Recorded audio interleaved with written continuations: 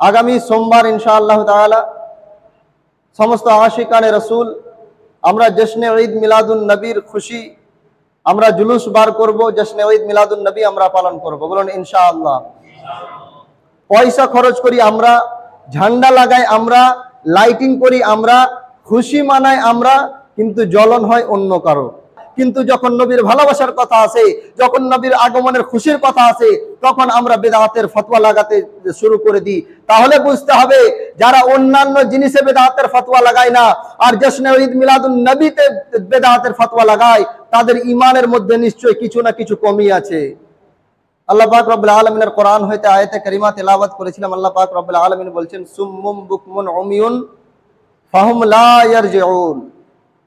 বহিরা, বোবা, অন্ধ, আর এরা কোনোদিন আল্লাহর দিকে ফেরত আসবে না।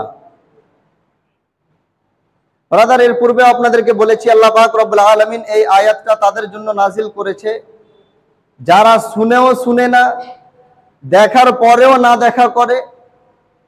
তো আল্লাহ তাআলা বলছেন, আমি তাদের দিলে মোহর মেরে দিয়েছি, তাদেরকে যতই বুঝাও, যতই শোনাও, যতই দলিল দিয়ে দাও, তারা কখনো মানবে না। আল্লাহর কোরআন বলছে। তো আসুন ব্রাদার, আগামী সোমবার ইনশাআল্লাহ তাআলা সমস্ত আশিকানে রসুল আমরা জশ্নে ঈদ মিলাদুন নবীর খুশি আমরা জুলুস বার করব, জশ্নে ঈদ মিলাদুন নবী আমরা পালন করব। বলুন ইনশাআল্লাহ। তাহলে যদি দেখা যায় বর্তমানে, তাহলে এই জুলুসকে নিয়ে এই সময়টাতে কিন্তু খুব মতভেদ চলে, খুব এইদিকে লড়াই চলে।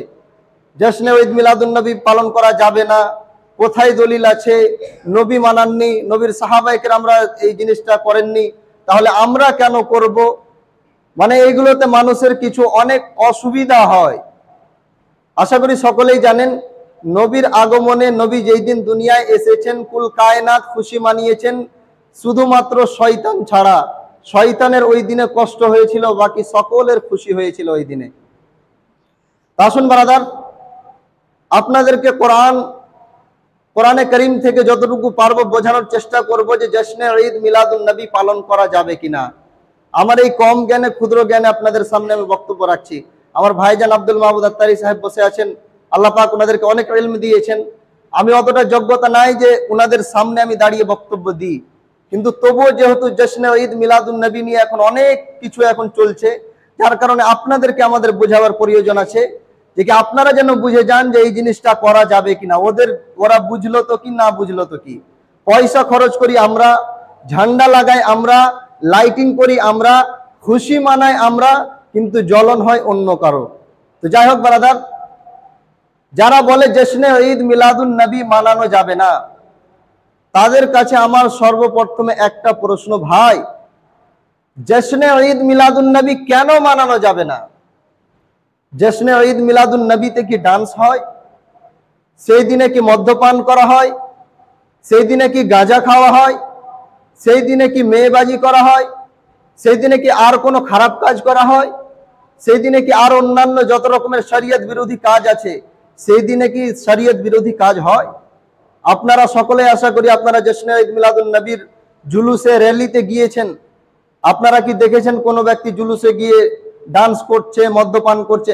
আর তার মধ্যে কিছু ব্যক্তি যদি ওরকম করে, তো সেটার হিসাব তাকে দিতে হবে। আর আমরা মানা করছি, আমরা মানা করবই।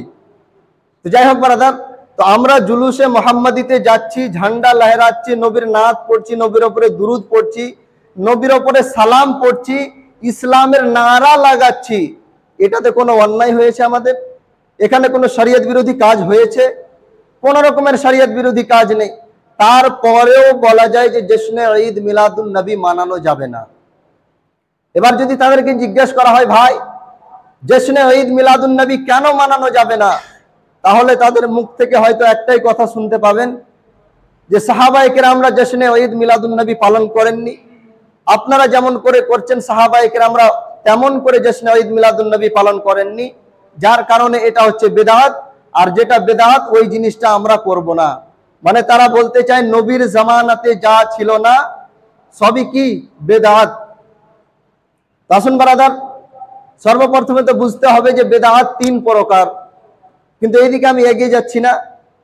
যদি যা কিছু নবীর জামানাতে ছিল না সবই যদি খারাপ হয়, তাহলে আসুন মসজিদের মধ্যে অনেকগুলাই দেখুন কোরআন রাখা আছে। কি রাখা আছে?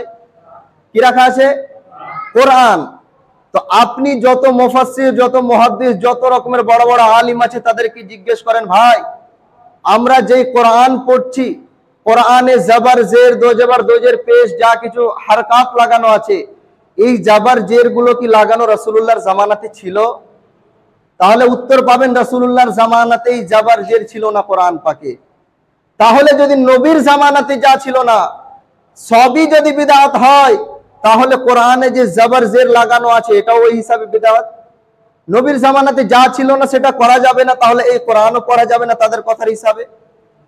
আসুন যদি তাদেরকে জিজ্ঞেস করা হয়, ভাই নবী পাক তো দ্বীনের তালিম দিতেন, তাহলে এখন আমাদের বর্তমানে যে মাদ্রাসাগুলো বড় বড় বিল্ডিং করা আছে, মাদ্রাসা করা আছে, নবীর জামানাতে কি এরকম শিক্ষা প্রতিষ্ঠা ছিল?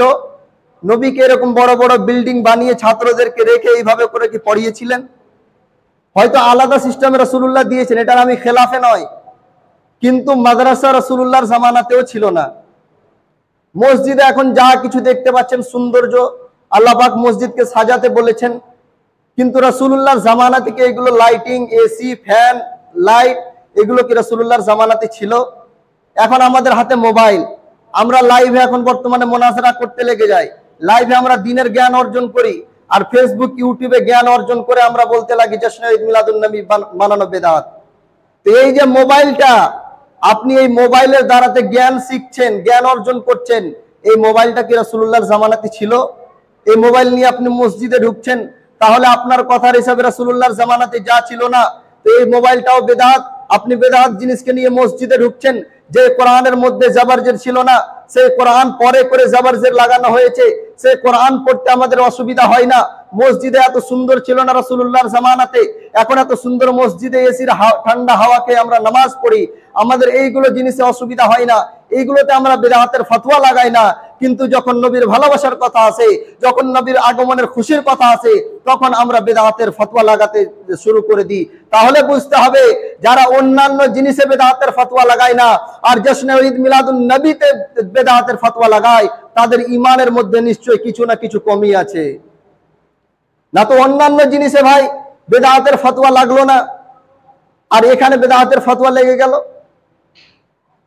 তাহলে আসুন ব্রাদার, দলিল কিছু আছে কিনা, নবীর জামানাতে হয়েছে কিনা, আর কোরআনে এর মধ্যে দলিল আছে কিনা, আসুন ব্রাদার। তাহলে আপনাদেরকে আমি এতটুকু বুঝাবার চেষ্টা করলাম, জশ্নে ঈদ মিলাদুন নবীর মধ্যে কোন রকমের শরীয়ত বিরোধী কাজ হয় না। হয় কি গো? হলে বলবেন, শরীয়ত বিরোধী কোনো কাজ হয় না। দ্বিতীয় কথা, যদি এটা বিদআত হয়, অনেক রকমের জিনিস আছে যেটা রাসূলুল্লাহর জামানাতে ছিল না কিন্তু বর্তমানে হচ্ছে। এবার আসুন আল্লাহর কোরআন কি বলছে। আল্লাহ পাক রব্বুল আলামিন সূরা আলে ইমরান আয়াত নম্বর 164 মধ্যে বলছেন, লাকাদ মান্নাল্লাহু আলাল মুমিনিনা ইয বাআসা ফীহিম রাসূলা। বলুন সুবহানাল্লাহ। আরেকটু জোরে সুবহানাল্লাহ। আল্লাহ পাক রব্বুল আলামিন কোরআনের মধ্যে বলছেন যে अल्लाह ने मुसलमानों पर बड़ा एहसान किया कि उनमें अपने रसूल अलैहिस्सलाम को भेज दिया। মানে আল্লাহ বলছেন যে কি আমি তোমাদের মানে অনেক এহসান করেছি, তোমাদের আমি অনেক হেল্প করেছি, যে আমি তোমাদের মধ্যে আমার রসুলকে পাঠিয়েছি। আল্লাহ বলছেন কোরআনের মধ্যে যে আমি তোমাদের উপরে দয়া করে আমার রসুলকে পাঠিয়েছি। আর আসুন অন্য আয়াতের মধ্যে আল্লাহ পাক রব্বুল আলামিন বলছেন সূরা ইউনুস, কোন সূরা? সূরা ইউনুস আয়াত নম্বর 58 এর মধ্যে আল্লাহ পাক রব্বুল আলামিন বলছেন, কুল বিফাদলিল্লাহি ওয়া বিরহমাতিহি ফাবিযালিকা ফালইফরাহু। বলুন সুবহানাল্লাহ। এর আগের আয়াতে কি শুনলেন? আল্লাহ বলছেন আমি উম্মতে মুসলিমার উপরে, মুসলমানদের উপরে দয়া করেছি আমার রাসূলকে পাঠিয়ে। আর আল্লাহ এই জায়গাতে বলছেন, আল্লাহ পাক এই কোরআনের সূরা ইউনুসের মধ্যে বলছেন যে কি যেই দিনে আমি তোমাদের উপরে দয়া করেছি, কিংবা আমার দয়াতে তোমরা খুশি মানাও। বলুন সুবহানাল্লাহ। কোরআনের এক আয়াতে আল্লাহ বলছেন আমি নবীকে তোমাদের কাছে পাঠিয়ে তোমাদের উপরে দয়া করেছি। আর এক জায়গায় আল্লাহ বলছেন আমি যে তোমাদের উপরে দয়া করেছি, আমার দয়াতে তোমরা খুশি মানাও। তাহলে আলহামদুলিল্লাহ কোরআন থেকে সাবিত হয়ে গেল নবীকে আল্লাহ নবীকে পাঠিয়ে আমাদের উপরে দয়া করেছেন। আর আল্লাহ বলছেন আমি যেই দিনে দয়া করেছি তোমরা খুশি মানাও, তাহলে আলহামদুলিল্লাহ সাবিত হয়ে গেল যে নবীর আগমনের খুশি মানানো যাবে। বলুন সুবহানাল্লাহ। তাহলে আপনারা বুঝতে পারলেন নবীর আগমনের খুশি মানানো যাবে। আল্লাহর কোরআন বলছে সেই দিনে আমরা সালাত ও সালাম পড়ি নবীর উপরে সালাত ও সালাম পাঠ করা যাবে কিনা? আসুন ব্রাদার, আল্লাহ পাক রব্বুল আলামিন বলছেন সূরা মারইয়াম আয়াত নম্বর 15, আল্লাহ পাক রব্বুল আলামিন বলছেন ওয়া সালামুন আলাইহি ইয়াউমা উলিদা। আল্লাহ পাক হযরত ইয়াহইয়া আলাইহিস সালাম, নবীদের মধ্যে হযরত ইয়াহইয়া আলাইহিস সালাম তিনিও একজন নবী। আল্লাহ বলছেন ইয়াহইয়া আলাইহিস সালামকে যে ওয়া সালামুন আলাইহি ইয়াউমা উলিদা और সালামতি হো, মানে আল্লাহ পাক বলতে চাইছেন যে তুমি যেই দিনে, এই ইয়াহইয়া আলাইহিস সালাম, তুমি যেই দিনে জন্মগ্রহণ করেছো, আমি যেই দিনে তোমাকে দুনিয়াতে পাঠিয়েছি ওই দিনের ওপরে সালাম পাঠাচ্ছি। বলুন সুবহানাল্লাহ। ইয়াহইয়া আলাইহিস সালাম তিনি হচ্ছেন একজন নবী, আর নবীর জন্মদিনে কে সালাম পাঠাচ্ছেন? একটু জোরে বলেন, কে সালাম পাঠাচ্ছেন? আল্লাহ। নবীর জন্মদিনে সালাম পাঠাচ্ছেন আল্লাহ। কোন নবী? ইয়াহইয়া আলাইহিস সালাম। আর এক জায়গাতে হযরত ঈসা আলাইহিস সালাম তিনি বলছেন ওয়া সালামুন আলাইয়া ইয়াউমা উলিদতু, আর হযরত ঈসা আলাইহিস সালাতু ওয়াত তাসলিম তিনি বলছেন আমি যেই দিনে জন্মগ্রহণ করেছি সেই দিনের উপরে সালাম হোক। হযরত ঈসা আলাইহিস সালাম নিজের জন্মদিনে সালাম পাঠাচ্ছেন, আর আল্লাহ হযরত ইয়াহইয়া আলাইহিস সালামের উপর সালামের জন্মদিনে সালাম পাঠাচ্ছেন। হযরত ইয়াহইয়া আলাইহিস সালাম যেই দিনে জন্মগ্রহণ করছেন সেই দিনে আল্লাহ পাক সালাম পাঠাচ্ছেন। তাহলে হযরত ইয়াহইয়ার যদি জন্মদিনে আল্লাহ সালাম পাঠাচ্ছেন কোনো অসুবিধা নাই, তাহলে কুল কায়নাতের নবী যিনি হচ্ছেন ইমামুল আম্বিয়া, যিনি নবীদেরকে নামাজ পড়িয়েছেন, যে নবী না আসলে কুল কায়নাত সৃষ্টি হতো না, যে নবীর কারণে আজকে আমরা এই জুমার মসজিদে আসতে পেরেছি, যে নবীর কারণে কোরআন পেয়েছি, যে নবীর কারণে ইসলাম পেয়েছি, যে নবীর কারণে আমরা এই দিনে ইসলাম পেয়েছি, আল্লাহকে চিনতে পেরেছি, যে নবীর উম্মত হওয়ার কারণে নবীরা দোয়া করত মাওলা আমাদেরকে যদি নবী না বানিয়ে সেই মুহাম্মদুর রাসূলুল্লাহর উম্মত বানিয়ে দিতে আমরা ভাগ্যবান নিজেকে মনে করতাম। যদি ইয়াহইয়া আলাইহিস সালামের জন্মদিনে আল্লাহ যদি সালাম পাঠান কোনো অসুবিধা নেই, তো আমাদের নবী কুল কায়নাতের নবীর উপরে সেই দিনে সালাম পাঠালে কোনো অসুবিধা নাই। বলুন সুবহানাল্লাহ। তাহলে ব্রাদার আমরা আল্লাহর কোরআন থেকে কি বুঝতে পারলাম? জশ্নে ঈদ মিলাদুন নবীর দিনে খুশি মানানো যাবে, নবীর উপরে সালাম পাঠানো যাবে। আর এই দিনে যেহেতু কোনো শরিয়ত বিরোধী কাজ হয় না, তো এই দিনে যা কিছু আমরা করি, ঝান্ডা নিয়ে যাওয়া, নারা লাগানো, এইগুলো জিনিস সমস্ত জিনিস করা যাবে। তাহলে যে ভাইরা বসে আছেন, আমি এর আগের বারও গিয়েছিলাম আলহামদুলিল্লাহ, আমার নজরে কোনো খারাপ কাজ পড়েনি। আপনাদের গ্রামের যিনারা গিয়েছিলেন যে কি কেউ খারাপ কাজ করছে, ডান্স করছে বা কিছু, তো আপনাদের সকলকেই বলবো জশ্নে ঈদ মিলাদুন নবী, যে নবীর কারণে এই কুল কায়নাতকে আল্লাহ সৃষ্টি করেছেন, যে নবীর কারণে আমরা দুনিয়ায় এসেছি, সেই নবীর জন্মদিনে একটা দিন সময় বার করে আপনারা সকলেই জুলুসে দলে দলে যোগ দিবেন। বলেন ইনশাআল্লাহ।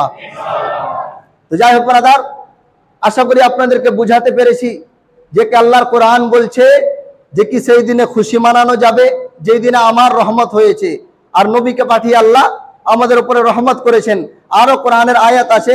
তাহলে ব্রাদারান মিল্লাত ইসলামিয়া যারা মানবে না তাদেরকে এই দলিলগুলো একটু শুনিয়ে দেবেন, তারপরেও যদি না মানে তাহলে তাদেরকে একটা আয়াত শুনিয়ে দেবেন, সুম্মুম বুকমুন উমিয়ুন ফাহুম লা ইয়ারজিউন, এরা বহিরা, এরা বোবা, এরা অন্ধ, এদের চোখ থাকতেও এরা অন্ধ, এদের কান থাকতেও এরা বহিরা, এদের জবান থাকতেও এরা মানে জবান হারা, এরা বোবা, এরা কথা বলতে পারে না। আল্লাহ যে কোরআনে আয়াত নাজিল করেছে তাদেরকে শুনিয়ে দেবেন। ভাই তোমাদেরকে দলিল দেওয়ার পরেও যদি তোমরা জশ্নে ঈদ মিলাদুন নবীকে বিদআত বলো, তাহলে তোমাদের উপরে কোরআনের আয়াত হয়তো লাগু হচ্ছে যে কি তোমরা দেখেও দেখবা না, শুনেও শুনবা না, তোমরা বলতে পেরেও তোমরা বলবা না, তাহলে তোমাদের দিলের মধ্যে আল্লাহ তাআলা হয়তো মোহর মেরে দিয়েছেন, যার কারণে নবীর ভালোবাসা তোমাদের সহ্য হয় না। তাহলে আমরা বুঝতে পারলাম, তাহলে রাসূলুল্লাহর জুলুস মানানো যাবে কিনা? যাবে কিনা? যাবে। তাহলে আমরা ইনশাআল্লাহ তাআলা আগামী 16 তারিখ ইংরেজি মাসের 16 তারিখ সকলে আশিকানে রাসূলরা হাতে ঝান্ডা নিয়ে নবীর নারা লাগাতে লাগাতে নবীর ইশকে মহব্বতে ঝুমে ওঠে। আমরা যতদূর পর্যন্ত পারবো দুনিয়ার জগতের মানুষকে বুঝিয়ে দেব যেই দিনে আমার নবী এসেছেন, সেই দিনে আশিকে রাসূলদের জজবা, আমরা সেই দিনে আনন্দ করব, বলুন ইনশাআল্লাহ। তো যাই হোক ব্রাদার, আপনাদেরকে যতটুকু পারলাম এই জশ্নে ঈদ মিলাদুন নবী ব্যাপারে বোঝালাম। তারপরেও যদি কেউ না মানে তাহলে আর সেই শয়তানকে আর মানানো যাবে না, তাকে বোঝানো যাবে না। না তো একটা সাধারণ জ্ঞানে আপনারা ভেবে দেখুন যে ওই জায়গাতে আল্লাহ এবং আল্লাহর রাসূলের নারা লাগানো হচ্ছে, নারায়ে তাকবীর, নারায়ে রিসালাত, ভালো কাজ ভাই, নারা লাগাচ্ছেন, আমার রাসূল নারা লাগিয়েছেন। ওই জায়গাতে রাসূলের উপরে দুরূদ পড়া হচ্ছে, ইসলামের পতাকা উত্তোলন করা হচ্ছে। এইগুলোকে যদি বিদআত বলে দিয়ে আর এইগুলোকে যদি আমাদের উপরে উল্টা পাল্টা ফতোয়া লাগায় তাহলে তাদের ঈমান এখন পর্যন্ত পরিপূর্ণ হয়নি।